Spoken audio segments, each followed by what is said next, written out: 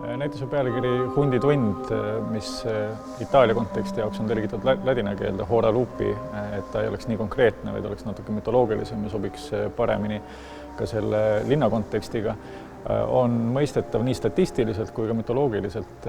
Statistiliselt sellepärast, et väidetavalt varahommikul 4 ja 6 vahel sünnib kõige rohkem inimesi ja paraku ka sureb. Ja mütoloogiliselt selle poolest, et see on muutuste aeg.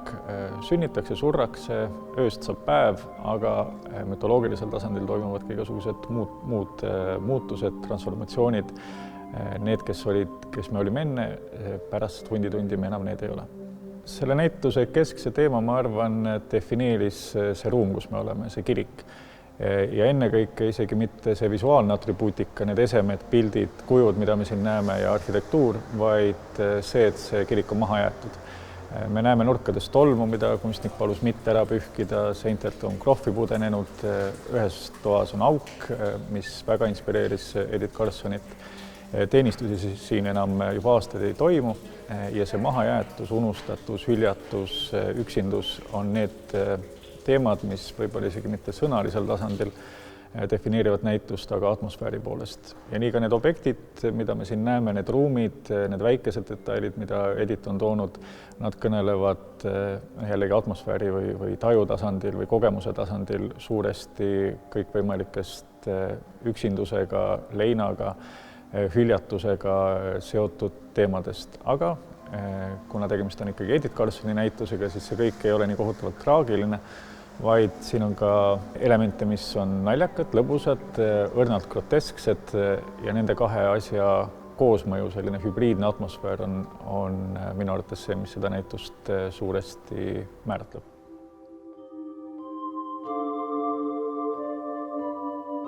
Selle näituse üks valdavaid tundeid on olnud nii kurb, kui see ka ei ole kurbus. Et see on olnud algusest peale üks nagu see ongi see põhitunne, aga ma arvan, et see tunnete popuri on siin nii laia spektriline, et siin on üks inimese põhivärk, et emotsioone jagub A-st B-ni nii-öelda. Ja ma arvan, et need on siin kõik olemas ja samamoodi on niimoodi, et seda näitust tehes ma olen olnud siin ja seal oma tunnetega.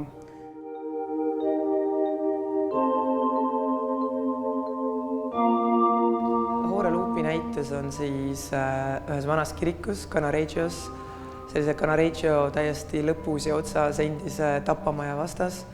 Me oleme siis Chiesa di Santa Maria delle Benedenti kirikus, mis on kunagi tegeles siis avaliku skandaali sattunud naiste ja prostituutidega, et see on selle kiriku ajalugu on ka väga huvitav.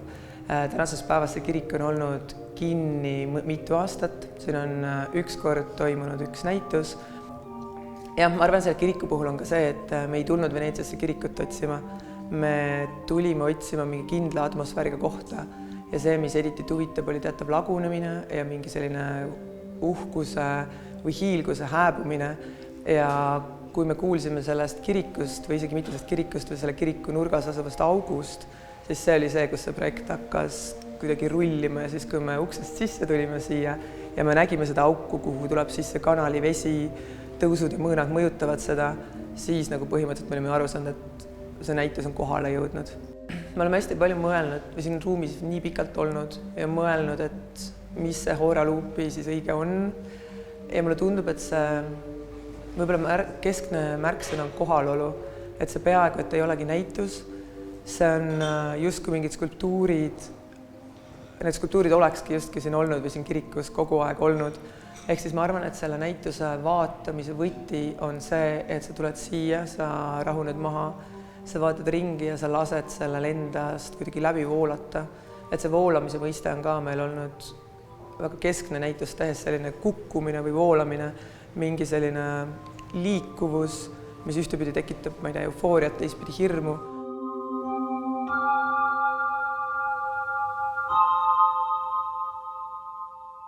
Well, anyone who's been to this year's Biennale, either the Giardini or the Arsenale or the collateral events, will have seen that this year's edition of the Venice Biennial is an extremely colorful event, quite ecstatic in its use of color and quite psychedelic. It's a riot in a way of colors.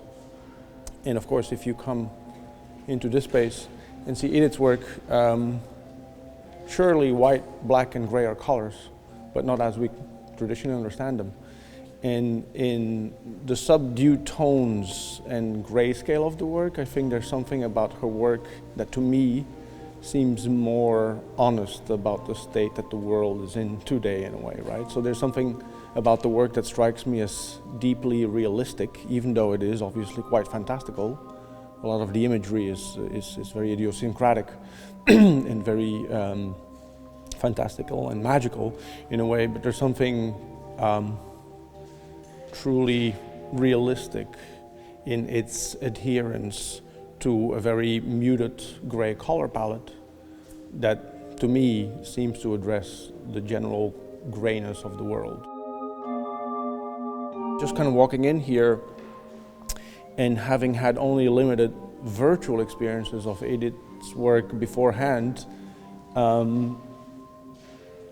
again, the aspect of realism to me is interesting, because realism in the sense of the representational arts is something that we are very accustomed to seeing in 2 dimensions: realist painting, figurative painting, representational painting. All of these forms are having, you know, a great revival of late, but it's not something that you encounter all that much in sculpture.